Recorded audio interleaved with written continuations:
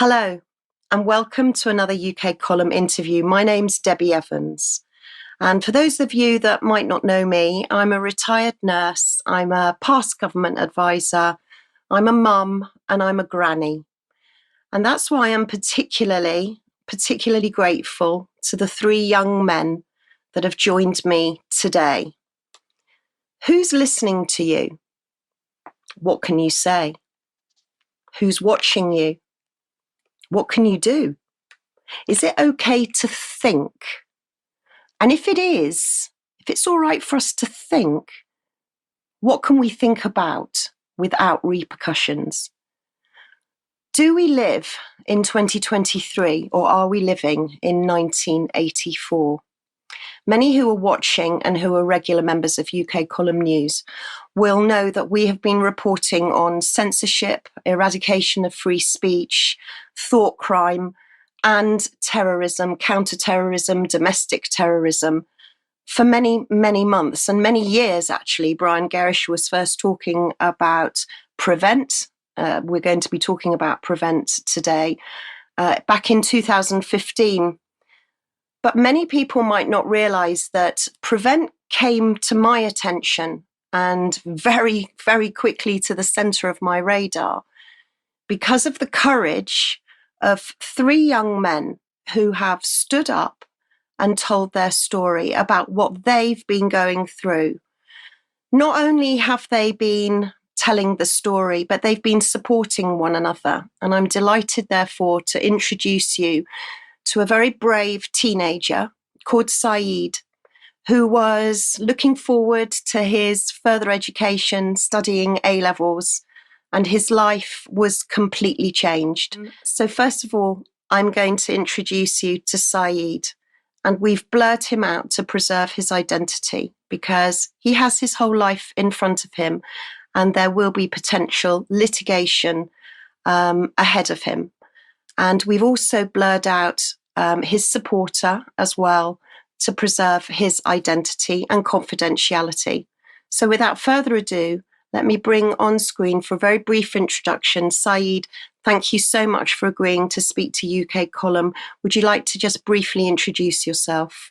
My name is Saeed, and I was studying a further education course at a college within the United Kingdom when suddenly I was threatened with Prevent for simply expressing the opinion in class that a transgender person should not be able to use the opposite sex bathroom because I thought it was wrong.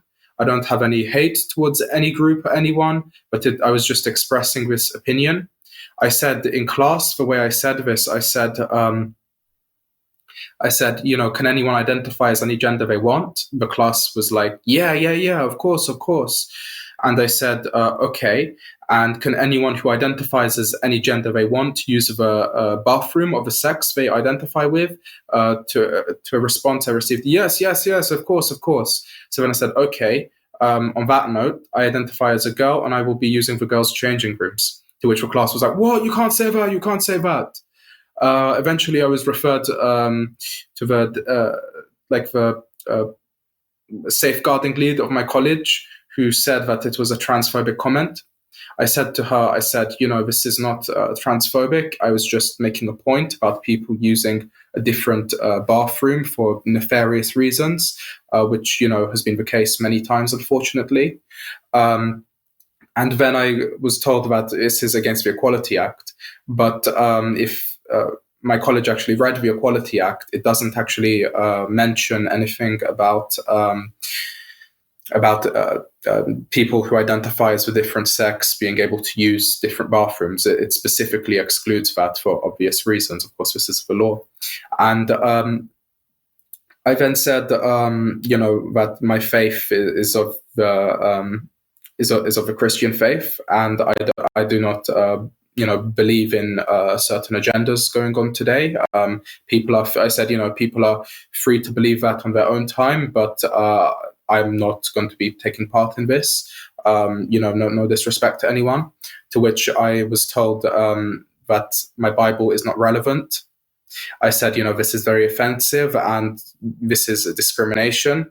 And then I got told, well, I could have this conversation with Prevent. Eventually, I complained to another member of staff who was like some deputy in the school. And I was told by her to wait a week and I would receive an apology. And eventually I received an apology. And I was told to wait a week and a meeting would happen. And in that meeting, I received an apology. I accepted, the apology, and I thought I would move on with my life, studying very hard to get the grades I needed in my course. And then a month later, a Prevent officer came into my college to speak to me without notifying me in the first place. Saeed, I want to just stop you for a second because I do want to go into much more detail about your story, because it really, it's shocking what has happened to you because of the impact that it's had on your education. But before I do, I just want to bring on screen James. You are one of the founder members of Students Against Tyranny, and you've been helping Saeed and supporting him. But not only have you been helping and supporting Saeed, you also help and support many other students who are finding themselves isolated and censored for all sorts of different reasons. I'm really grateful that you could join us today. Welcome, and tell us a bit about how you've been able to help Saeed and also a bit more about Students Against Tyranny. Thank you so much for having me on. So I founded Students Against Tyranny on the 5th of September 2021, and it was originally started as a kind of social group for young people who didn't want to get vaccinated, because at the time a lot of them were facing societal pressures, whether that be from the government, from the media, from their parents, from their families, from the schools, pretty much from all walks of life. And they were all being pressured to get the jab, and a lot of them didn't want to. And so we understood that as students, you might feel quite lonely and isolated in the sense that all your friends are getting it, or your friends are pressuring you to get it. And so we founded this organization as a social group to bring like-minded young people together so they didn't feel so alone and isolated, and they could kind of have I don't want to use the term safe space, but it was a safe space for them to have their own opinions without fears of repercussions or being branded as a far-right extremist, an outcast. So that's how it started, and it has since transpired now into an activism movement of young people opposed to institutionalized Marxism and the shutdown of free speech within universities. I think the harsh reality is that Saeed's story isn't a new one. There are literally, we get tons of phone calls every single week from students and young people who are being bullied, persecuted by the university establishment, by their friends, by Antifa, for having these so-called right-wing extremist views. The extremist views that a man cannot contain female genitals. So that's kind of how it started. I mean, there's a story we've been working on now for the past year of a young lad who's also anonymous, who goes by the name of John Christian. And we don't have time to go through his full story, but it all started because he said he was pro-Brexit. And in response to that, you have faculty, you had students who were all conspiring to engage him in a debate, and then when he would debate them back, they would find something to be offended over and report him for it. Like, for example, there was they would engage him in a debate about the Irish abortion referendum, because if anyone doesn't know what that means, it kind of legalized abortion in Ireland. I think it was 2019. I think it was. I'm not too sure on that, but. They're the ones who started the debate, and he responded, he debated back, and they still reported him for it, and he went for a disciplinary. It ended up, after 5 years of studying for his PhD, they refused to assess his thesis, all because he had his right-wing conservative viewpoints. And then you've got another person, James Esses, who was kicked off his course for stating there are only two genders. You've got another one of our friends who is also going to remain anonymous for the time being, who has been bullied and persecuted and made a meme around his university and forced him to leave, right? They bullied him so much he's had to leave, all because he said that that transgender ideologies is grooming kids. It's absolutely disgusting. But this isn't just this isn't just being done by Antifa. This is being done at an institutional level where free speech is being shut down and Marxist values are the ones that are being upheld. It really does sound as though debate has gone out of the window. I thought that this was why youngsters went to college, went to university in order to debate, in order to throw around different ideas. But that obviously seems to have gone. Now, at this point, I want to introduce Dylan, because Dylan, we've also blurred your identity out because you are a friend of Saeed's, and you've been a great support. And I know Saeed has spoken to me independently and said how grateful he is to you for your support. Dylan, how did this all present to you? How did you get to find out about it? And what are your thoughts about what's happened to Saeed? I'd say to go from the beginning, I once met at Saeed in an outreach with who are associated with Ramis's team. He's a rapper in the freedom movement who protested against the jabs and lockdowns. I met at that outreach march back in April the 15th this year. They were going on about our cashless societies and digital IDs, so I met him, but I did know him online, fine. So we met in person and we discussed about what we know. And then there was another meetup, and then he told me about his situations, how he got in trouble, and like, maybe I shouldn't be that surprised how they kicked out Saeed for basically saying about there's only two genders, or that a man and can't be a woman. Maybe that's not going to be surprising to me or anyone who's just basically in favor of truth, at least as a bare minimum. But to know that how they've been handling this, that's what's shocking to me. And obviously, Saeed is not going to be the first, and he's not going to be the last. There's going to be more who are going to be persecuted for such ideas, maybe not the same words that he says, but other ideas too. And it could possibly get even more worse unless we all do something about it, at least in our own way, that would count for something.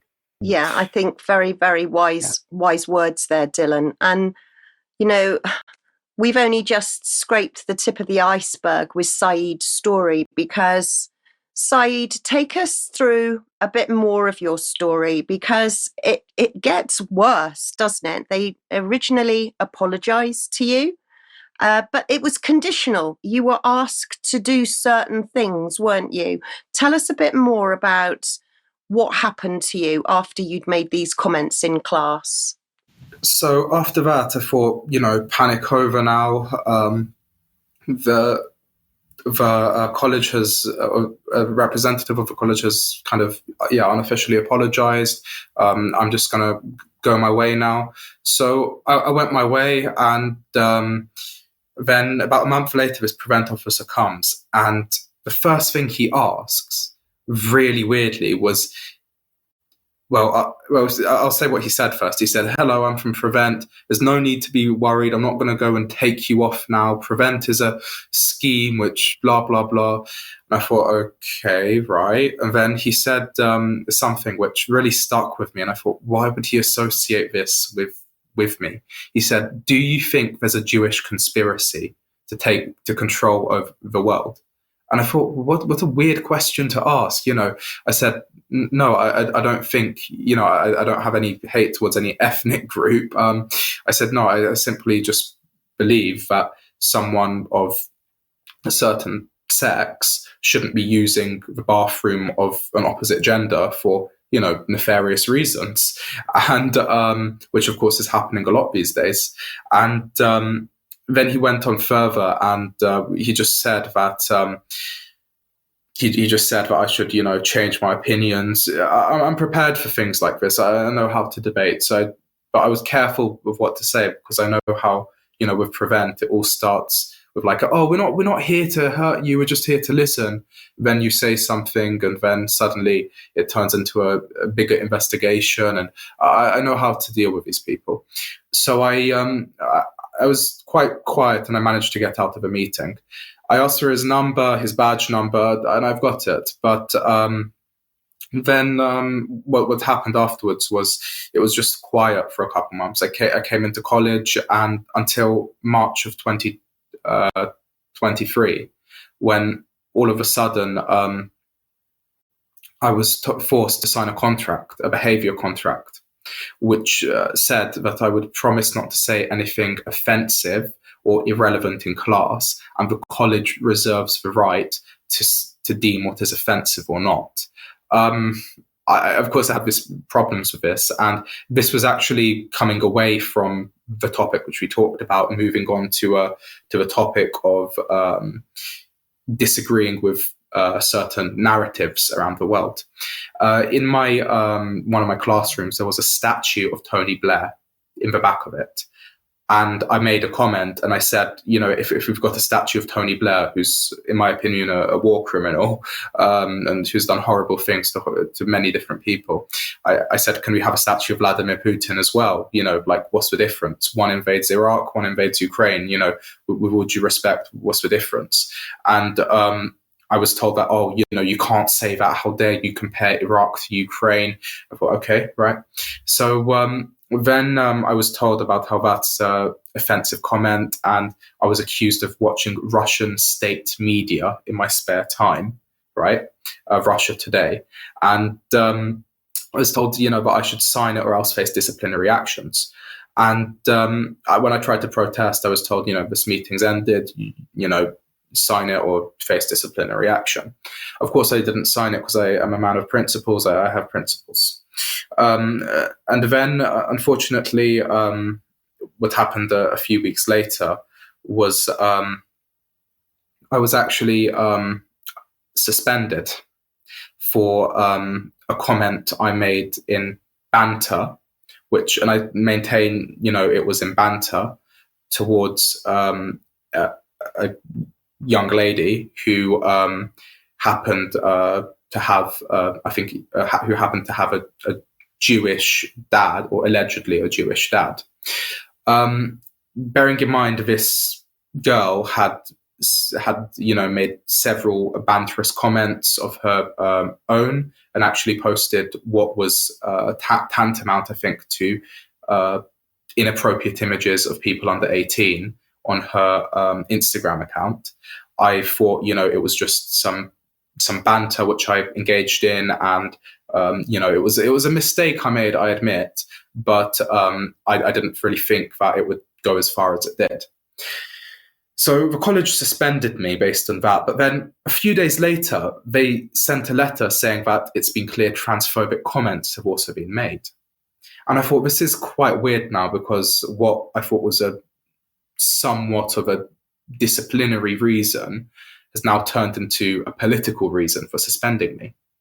Now, bearing in mind, these social media comments were made in Snapchat, and I actually apologized, to like a schoolmate, right? And I had, apologized personally, and it was, I thought it was just a silly, little thing teenagers do on Snapchat. I didn't really think anything of it. And it took about a week for it to be reported, which I thought was quite odd. I'll get to that a bit in a minute, because I think what happens next is even more serious. So what happens next was I was told, that I was suspended from college, and then a police investigation would be made against me for being involved in a hate crime. They labeled it a hate crime. And I was told I had to come to a disciplinary meeting. I came to a disciplinary meeting, and in the disciplinary meeting, I was told, that I needed to either engage fully with Prevent, or else, be summarily dismissed from college. And I thought, this is absolutely not right. This is just an incident on Snapchat, which has been blown way out of proportion.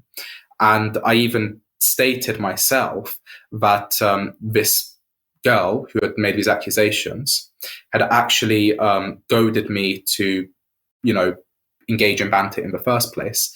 And other things, the other point was there was other things brought up at the disciplinary meeting, which made me think that I wasn't being done, for anti-Semitism, which is what it was called, but I was being accused of other, about my political views, my faith views as well. And I was asked repeatedly at this meeting, do you think the Bible is above the law? Do you still think the Bible is above the law? And I refused to answer that because I know that's a loaded question against my faith.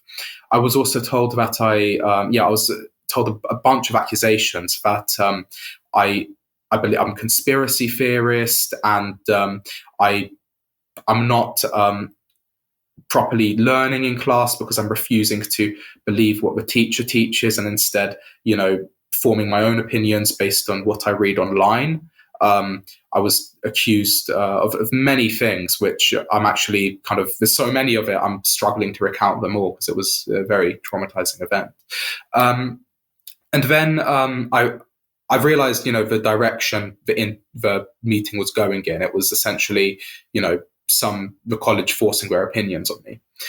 And I said at the end, okay, I understand, that there's, you don't want me to have my own opinion and I'm not allowed my opinion in college. Why don't I stop, speaking about my views in college and I express my views outside of college in, I don't know, with my friends or, just outside of college, which I thought was a fair comment to make. The college, or a certain person of the college turned around to me and said, how dare you? How dare you have your own opinion after all we've done for you by trying to force you to engage with Prevent, by letting you have a second chance here, by, suspending you and not immediately expelling you, how dare you have your own opinion? And these were her words. This was quite shocking. And she said, actually, just for thinking that you can privately think your Christian beliefs and your beliefs about so-called conspiracy theories, we're going to suspend you for another week and we're going to see what we're going to do with you then. How dare you think that privately, not express them in classroom, which, by the way, I think as long as it's done respectfully, people have their right to do. But express them in your own personal time. I was quite upset about this because I thought, this is just ludicrous now. What am I even forgot what I was in trouble for in the first place. Was it something I said on Snapchat? Was it just for being me? Then a week rolls around and I was actually told by the college that I was to be expelled because very simply I was told, that I would be expelled for lying to the college because apparently, they spoke to this girl and this girl said that she never spoke to me in the first place and it was on my own accord, which was a complete lie, and I've got evidence to prove that. But anyway, that's another story. I was also told that for refusing to change my beliefs and therefore refusing to meaningfully engage with a Prevent course, that I would be expelled from college because I refused to change my beliefs. I said, this is wrong. This is freedom of thought. And they were like, well, no, your opinions are disrupting other people's learning. Your freedom of thought isn't reflective of the college values and is undermining us because, we've given you so many chances.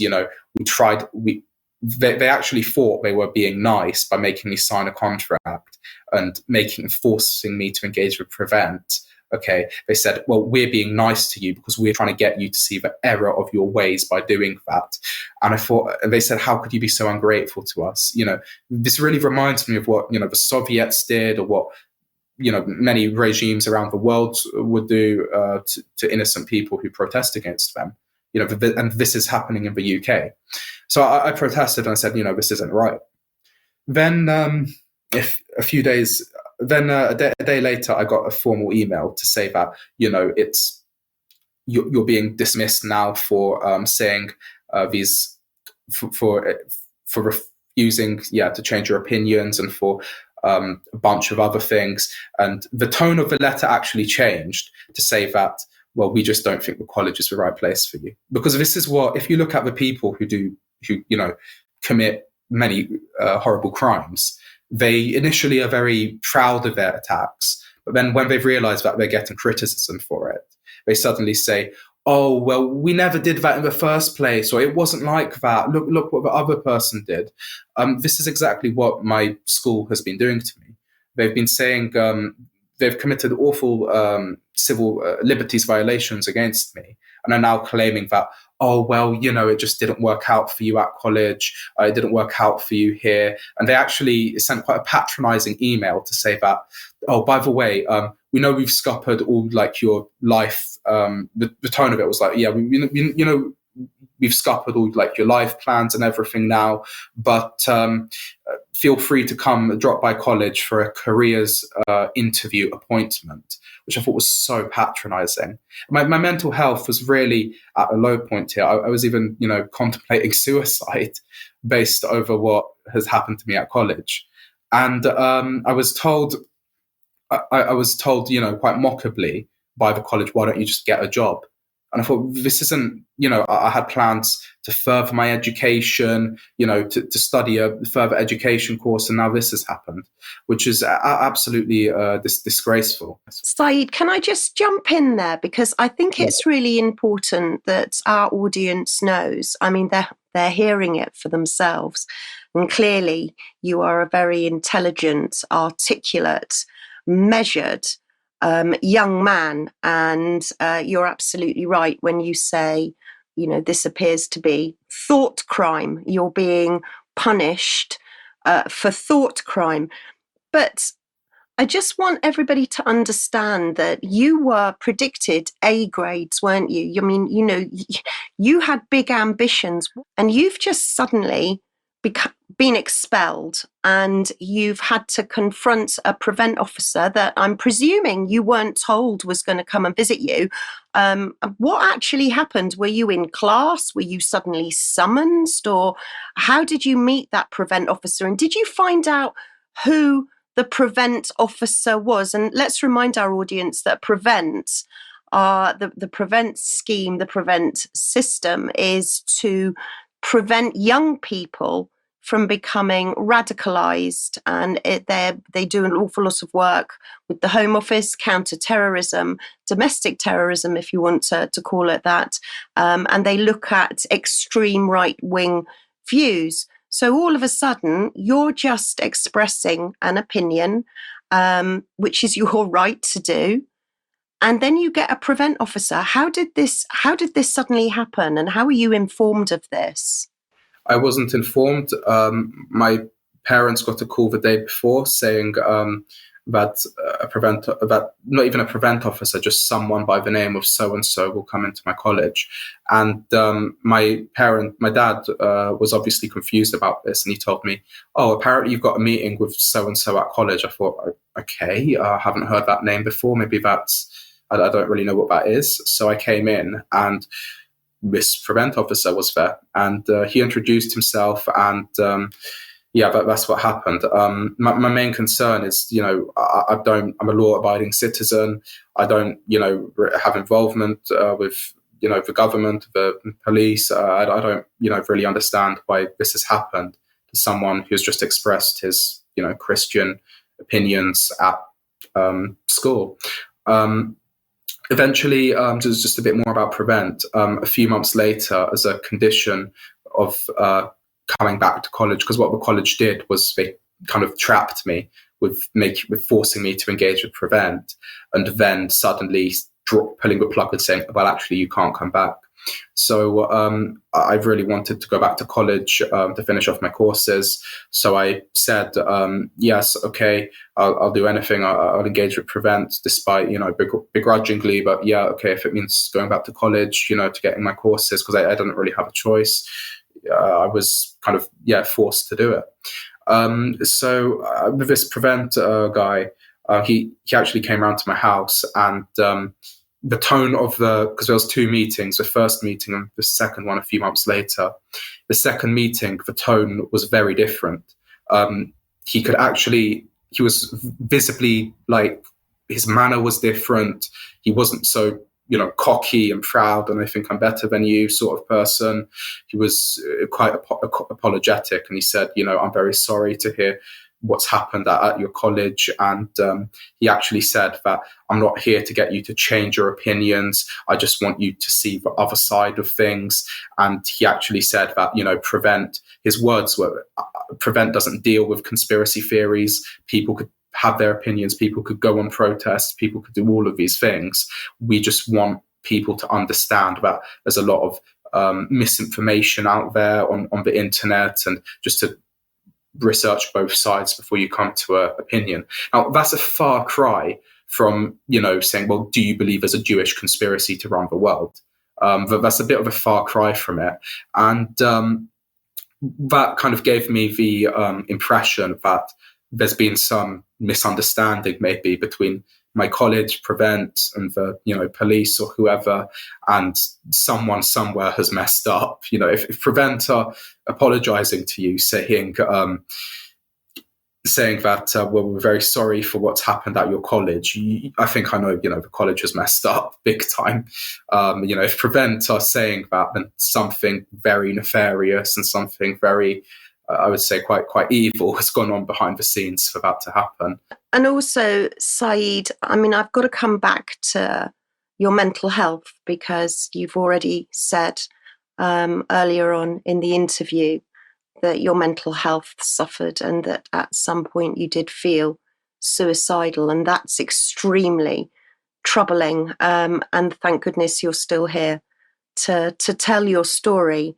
But tell us what kind of impact it has had on your mental health and how it has affected you. And were you offered any support at all while you were going through all of this? No support. I was offered no support at all by my place of education. I was offered no support. I was ridiculed. I was mocked. It was an awful time. I was going through it for a lot back then, and it was a very dark time in my life. What kind of worried me the most was how the college had took this upon themselves to report it to the police. A simple exchange of messages between two classmates at school, to the police, rather than dealing with it themselves and saying, what, I think you've, offended so-and-so, could you just apologize? And if that was all that it was, of course I would have apologized. I take accountability for things. I already, it was a domestic issue essentially between, two classmates, and I made amends, domestically. I apologized. I said, I'm very, sorry if I offended you. And this was without me being forced to or anything. And for the college to blow that up, to the police, because let's be honest, we all have friends. We all, have ups and downs in our friendships. We all, have maybe said things which, maybe you shouldn't have said in hindsight, but to escalate it to the police. And actually we contacted an ex-police inspector from the Welsh police, I believe, who actually expressed outrage that a simple comment of banter has been escalated, to the police, when that just required a listen, don't do that again sort of conversation. But in all fairness, though, because I was very worried, because I was, I thought, am I going to go to prison for this? I was just a teenager, and I thought, because apparently you can go to prison for up to 2 years for sending messages online these days. Of course, this is the way our country is, which is not right at all, in my opinion. But the police were actually, were quite understanding, I have to say. They said they came to my house and they specifically told me that we're not going to charge you with anything. They said that we could see, you've made a mistake, and we're here to kind of listen to you and get your side of a story, and which was really surprising. And they said we're not we're not going to charge you or anything. We're just here to let you know that obviously this is what's happened, and maybe think before you send something like that online. And I thought, okay, fair enough. That's obviously the police's decision, and that's quite good of them, despite everything which has gone on. But then the police actually said that it was their, decision to not charge, and it was they've decided, not to do that because I was so young. That their words actually was this: what would arresting you, what would filing criminal charges against you do? They said all that's going to do is further, isolate you at a already, quite difficult time for you, which I thought actually made a lot of sense. And it was quite, shocking that the college didn't think of that as well. At my college, because the police actually made it quite clear to my college that nothing was going to happen, and this, was, the police involvement there was finished. The college was actually, they were quite angry that the police had just decided to leave it at that. And they were visibly quite, they wanted something to happen to me. And of course, the rule of law prevailed, and they didn't get the reaction they were looking for. So the college were quite rude to me about it and just said, well, you're expelled now, because that's what they do. When Prevent has actually told them, because the story is quite complicated in the sense that it started with the college, thinking, oh, we can get Prevent on him, we could do what we want. And it ended with the police and Prevent actually saying, you know what, we're not involved now. Sorry, this has gone too far. And, the college then took things into their own hands and, decided to expel me, which was quite horrible. But yeah. Saeed, college, I went to nursing school, but many of my friends went to college and university, and it's a place not just to debate and to learn, but it's also a place to socialise and get to know your peer group and share interests and have fun, happy times. How did all of this impact on your peer group, on your friends that you'd been at college with? How did they treat you? And indeed, are you still in contact with your classmates, or effectively when you were expelled, you kind of lost contact with your peer group as well? I was very scared because I was, at that time, I thought, okay, if a college are claiming to, of course, we know the real reason was for my beliefs, but if a college are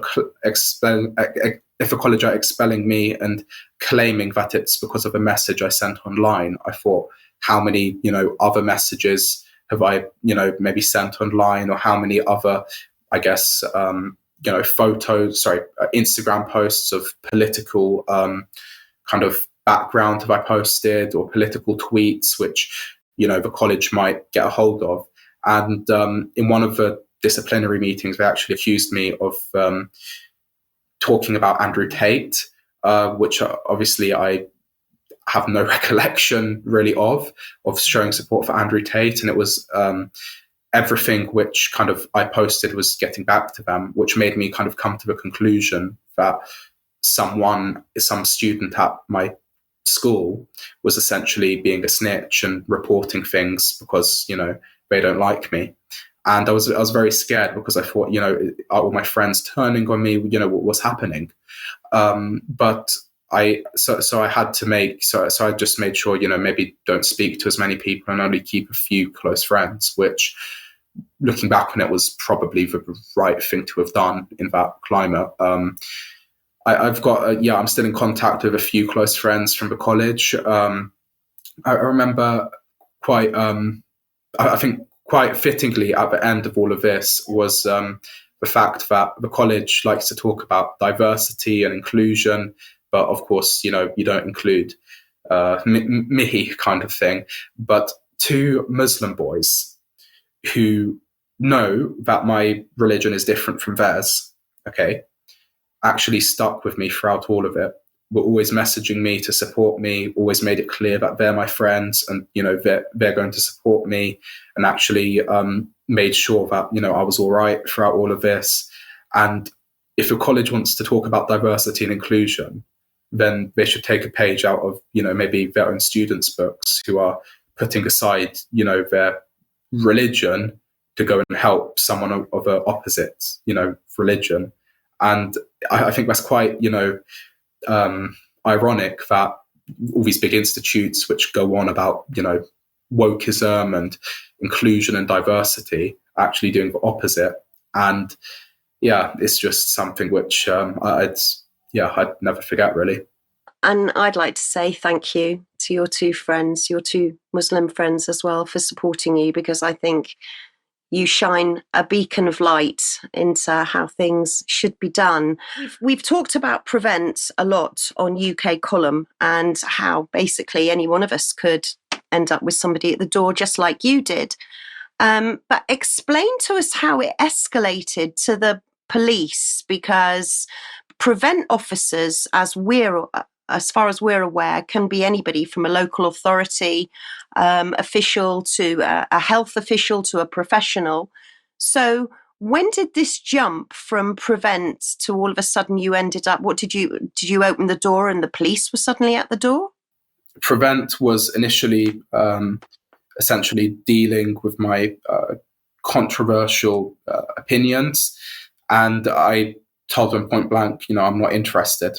But how it kind of escalated to the police was, to be honest, it was a bit of my fault, but the college tried to report me for a hate crime to the police, and the police, made an investigation purely based on that message I sent online, and their conclusion was no further action, and this wasn't like their place to, or this wasn't I guess kind of, this wasn't, because it wasn't like a big enough offense from what I got told and everything.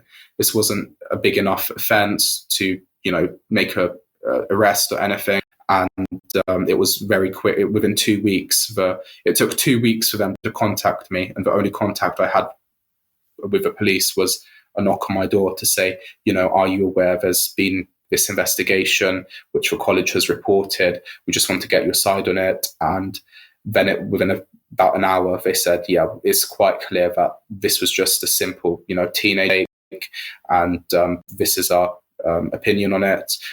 Just try not to, try not to say anything, I guess, anti-Semitic or like that online, which it was referred to as. But yeah, what was quite interesting about all of it was the girl who complained to the college. Her dad was running for a political role from the Conservative Party to be the local member of Parliament. The local councillor. The local councillor and Conservative councillor, and these visions were happening right as I got suspended, which I thought was quite weird. And looking into it, they actually had ties with the defense ministry and the Israeli government, because they were a contractor for the Israeli government as well, which I thought was very suspicious as well. Yeah. Wow. I mean, it's just a whole wow story, isn't it? James, Let's come to you, because this is obviously taken a huge toll. And even though Saeed said, it was fairly quick with the police, it was only a couple of weeks. I mean, that for anybody, let alone a young man who's studying at college and just wants to get on with his life, that must do extraordinary things to your mental health. And I mean, how many people are you seeing coming through your organisation, Students Against Tyranny? I mean, I would like to think not many, but I've got a horrible feeling you're going to say it's quite a few. But how are you coping with all these people? It's quite a few. There's a lot of them. I think universities, I think everyone these days, they love diversity, but they don't like diversity of opinion. That's the one type of diversity everyone seems to hate, is the diversity of opinion and free thought. As you mentioned earlier, right? Universities used to be bastions of free speech, a marketplace of ideas where you would go to discover new concepts, new ideologies.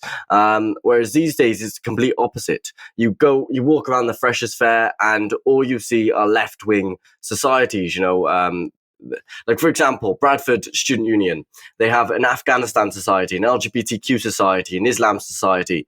They have all these societies, but they don't have a debating society, a free speech society, a conservative society, a UKIP society. They have nothing on the right wing of things, nothing at all.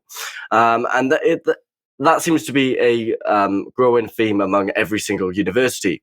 There was an incident recently at Bristol University, which has now banned the national anthem. You're not allowed to sing the national anthem anymore.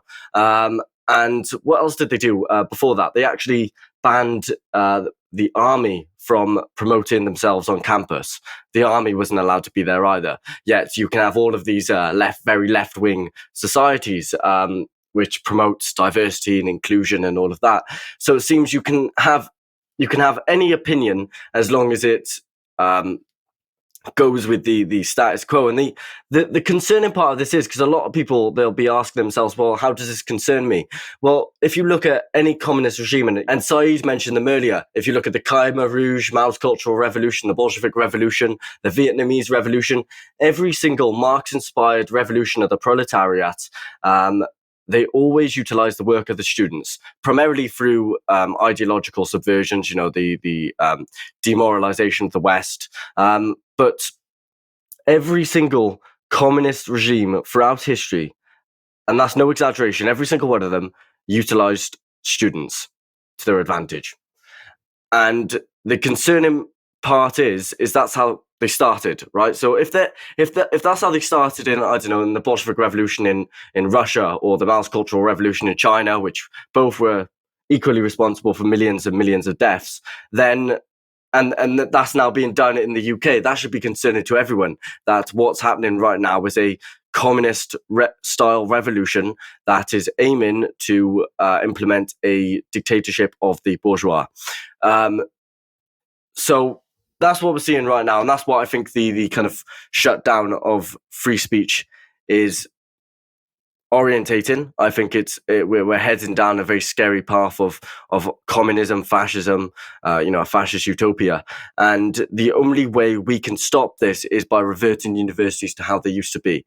I think it was quite normal back in the day for a young person to go to university, become a socialist, and then come out of university, get a job, and then become anti-socialist because they realize that the money they earn they want to keep. Right, that was normal back in the day. But these days, I don't think anyone's growing out of it because people aren't being given reality checks. Everyone is pussyfooting around and stepping on eggshells around these people, never giving them a reality check of what life is actually about. And we see this with transgenders entering women's bathrooms. No one's people these days, as much as everyone disagrees with it, no one's really standing up against it. I mean, you get the occasional person who will speak out against it, but the majority of people are very silent on the issue, and that's the most concerning part. Even the founder of the original Students Against Tyranny in Nazi Germany, what was her name? Sophie Scholl. She founded a group called the White Rose, and even she said the real harm is not done by the Nazis, it's done by the people who know what's going on but refuse to say anything. That's who's doing the real harm, and that's who's doing the real harm right now as well. And talking about Prevent, so Prevent was part of something called the Contest strategy. Contest was was a strategy introduced in 2003 in response to 9/11, and it's what is it? It's the 4 Ps, right? So you have prevent, pursue, protect, and prepare. And it was set up by Sir David Omand, I think his name was. And the alleged aim of the strategy was the prevent part of the strategy was to identify and address the ideological causes of radicalization. They weren't just meant to focus on far-right extremism. The main other thing they were meant to focus on is Islamic extremism as well. Now, if you look at the figures, I believe it's like 46% of prevent referrals are far-right extremists, right? For far-right extremism extremist opinions, and 22% are for Islamic extremism. 22% for Islamic extremism. You look at the figures online from the Home Office or for anything. Islamic extremism is arguably a much bigger issue than far-right extremism. I'm not saying that far-right extremism isn't an issue. Of course it is, right? Like any other form of radicalization and extremism, that is an issue that needs to be addressed and looked into. Yes, but how come the majority of Prevent referrals and the majority of Prevent's work is done on far-right extremism, far-right opinions, when those opinions most of the time are just, oh, there are only two genders, like that's an extremist view to have. How come the majority of Prevent's investigations are into that, but not Islamic extremism, when if you look into it, Islamic extremism is a much bigger threat to the West than far-right extremism ever is and ever was. It's just never made any sense to me why that's the case. Saeed's a very brave lad, so we do massively appreciate him coming to us. And unfortunately, our time is so stretched with so many other issues that are going on, and we don't have the funding to be on all of this constantly, because we have to have jobs and all of that as well. You know, I've been kicked out of university, so we all have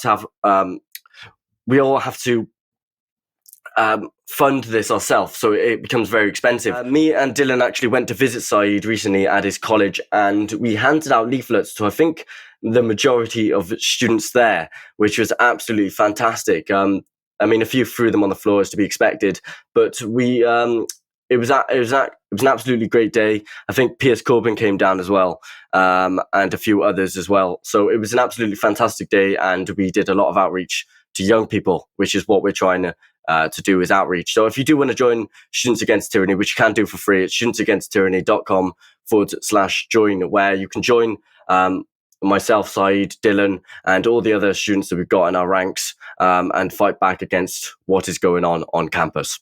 James, this is wonderful to hear that your organisation is out there for students. And I really want this message, for people that are watching this, please send to, if you've got family members at uni or at college, please send this video to them, because I'm guessing, James, I'm going to ask you specifically actually about how isolated some students must be feeling at the moment. I mean, listening to Saeed, to be quite honest with you, if I had gone through something like that, or one of my sons, I have 4 sons, if one of my sons had gone through something like that, I can't imagine the mental trauma going forward, because you're always watching what you're saying, or got to be careful what you put online, start to feel maybe slightly concerned that anything that you could say could be taken in the wrong way.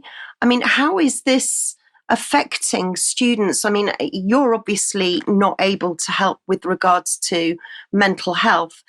How are you able to refer students for some mental health support, or to for any psychological support at all, or are they literally on their own? The issue is that there's not an organisation that I found that I particularly trust in terms of mental health. There are organisations that exist like CAMHS, but the problem is, if you have these wrong opinions, they're going to tell you they're wrong opinions. So I don't think there's any organisation that we've trusted enough that we're willing to work with in terms of mental health.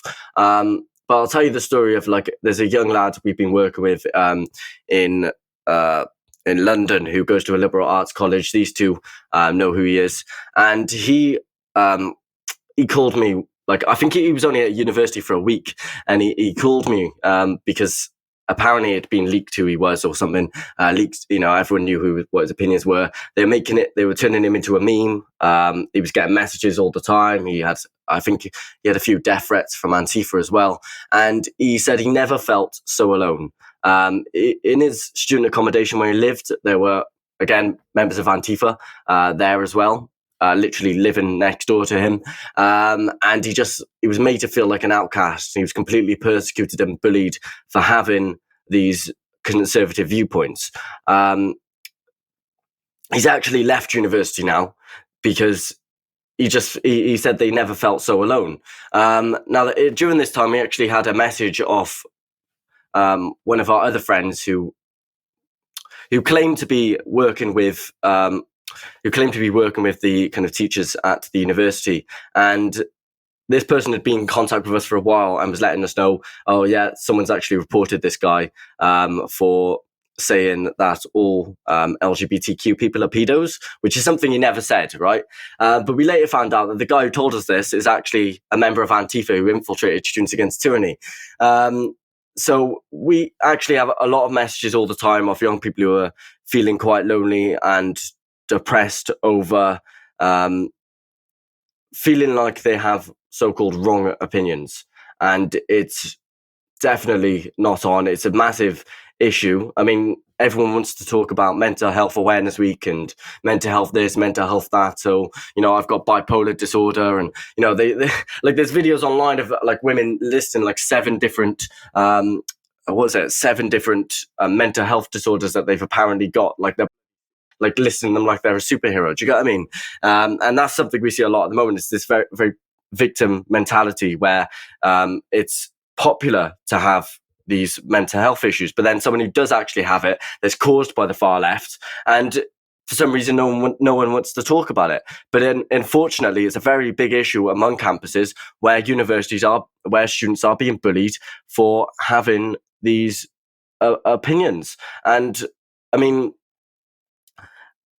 what if one day someone does actually decide to commit suicide because they've had their university taken from them, which in terms has their job taken, which in terms stops them and limits them from getting a job in the future? These are questions that needs to be asked, and unfortunately, no one's asking them, if that makes sense. James, our audience watching now, our viewers, what can they do? What would you like us to do to help you, or to help your cause, or to help students? What's your big message for people like me watching? Firstly, there's something that I don't think a lot of people are aware of, and they should be. There is something in the UK called Confucius Institutes. Now, if you don't know what a Confucius Institute is, it's pretty much it's a language and culture center for China here in the UK. And they are partnered with the majority of universities, right? If you look into your nearest university, chances are it'll be paired with a Chinese university as well as a Confucius Institute. Now, the problem with a lot of these Confucius Institutes, they have the leaders of these Confucius Institutes are paired with something called the United Front Work Department, which is overseen and is a part of the Chinese Communist Party propaganda center. Yeah, so you've got universities that are literally indirectly paired with propaganda centers within China, right? So you've got all of these things happening and no one is aware of them. So firstly, what I'm going to suggest that you do is look into these Confucius Institutes, look into how alarming they are, right? And I've been banned from Twitter now, so if you can give us a follow on Telegram, Students Against Tyranny Official. We are trying to bring out the message to as many people as possible what is going on in these universities. You've got universities left, right and centre that are banning and removing debating societies and free speech societies. You've got universities that are paired with Chinese universities who are also paired with Confucius Institutes, which are overseen by by propaganda centres within China. You've got the Marxism Festival of Socialist Ideas being held at SOAS University of London, which also promotes cultural Marxism, which is where they're trying to erode the culture in the West in order to revert people back to their inherent class values. That's how cultural Marxism was founded. So you've got all of these issues. Just look into it, man. Just research it. Spread the message as much as you can. Let people know what is going on. And also, if you can, there's a new university free speech TSAR as well, called Arif Ahmed, and his job is as part of his job was created as part of the Higher Education Freedom of Speech Bill that recently passed. Send him a letter. If you can send him a letter or an email, just send him a letter or an email on Saeed's behalf, letting them know that you're not happy with what has been going on in these universities, with free speech not being upheld, with students being bullied, with having their education taken from them, being referred to Prevent for absolutely no reason. Just let him know. right? And the more emails he gets and the more letters he gets, I mean, I've requested a meeting with him and he hasn't responded. The more emails and letters he gets, the higher chance there is of him actually doing something. I mean, they have the power to now. The Higher Education Freedom of Speech Bill enables them the power to do something about this, and they still aren't. So yeah, just send him a letter, research this, give us a follow on Telegram, and yeah, just please help us support Saeed. Thank you so much for that, James. And I think for our viewers, because obviously we've changed the name of this young gentleman to Saeed, when you write, if you could just say that this is the young gentleman that you've seen on UK Column, then that will be sufficient. And I think that's a great thing to do. And I think the other thing too, and I know we don't want to talk about money because it's never good to talk about money, but Students Against Tyranny have got a donate page, and we'll make sure that the link of that is in the article beneath. So before I go to Dylan, let me just finish for a minute, Saeed, with one last question for you, because I think everybody's going to be asking, where are you now? You know, you've been kicked out of college. Presumably your education has dissipated. Can you continue to study? How is your life progressing forward? Do you still have the ambitions that you did have before you got expelled? I have managed to seek alternative education. However, that has come with a massive cost, because I have had to seek, like private exams and things. That has come with a cost of about £12,000. When you count in private tutoring and everything, that's about £12,000. I hope to be at university in the next few years, hopefully, and by then I hope I'll be on the course which I want to do, hopefully to study law, and I hope this would be my education for the future. That's all I can really say about that. For sure from me, and I know many people that are watching and viewing now will want to thank you for standing up and standing out and speaking up against all of this, because you're young and your whole life's ahead of you. And so we understand that anything that you say could jeopardize the rest of your life. And we wish you luck and love moving forwards. And we're so grateful to your friend Dylan, who we're going to come to now, and to also James and Students Against Tyranny for supporting you through this absolute nightmare. Dylan, can we throw to you for your last word, because you've witnessed this, you've watched what Saeed has had to go through, you've worked with Students Against Tyranny, and you're seeing a lot more going on around you. What would be your last word to people watching? I would say for those who are watching is that if you do know any young people who are feeling isolated for the things that they know, whether it's just being against the narrative or other things that we know are part of the cabal or New World Order agendas, really, I'd say introduce them to Students Against Tyranny and Youth for Freedom UK, because that is probably the most ideal thing to do to support those who are aged 18 to 30, whether you're a student or not, because we need unity more than to give them such confidence and to, make sure they don't feel afraid to be themselves, which clearly, the status quo will not allow them to, but we can still be their rock, if you will, their support. And we hope if we can all work together to stand up against all of this. We thank you for that. And I'm going to come to you, Saeed, for your last word. What would you like whoever to hear, your peer group, the government, the education establishment? What are your last words to those of our audience that are listening? I just want everyone to know that this can't happen again. You can disagree with someone. You might not want to be friends with someone because of their opinions. You might want to call them names, whatever. Fine, you've got a right to disagree. But when it becomes a problem is when it is state-sanctioned persecution. You have not got a right to expel someone based on their beliefs, based on their private thoughts. That's a violation of the human rights. And I will call people out on it when I see it, because a violation of human rights in terms of freedom of thought and freedom of education is not acceptable at all. And my last word would be this. I might not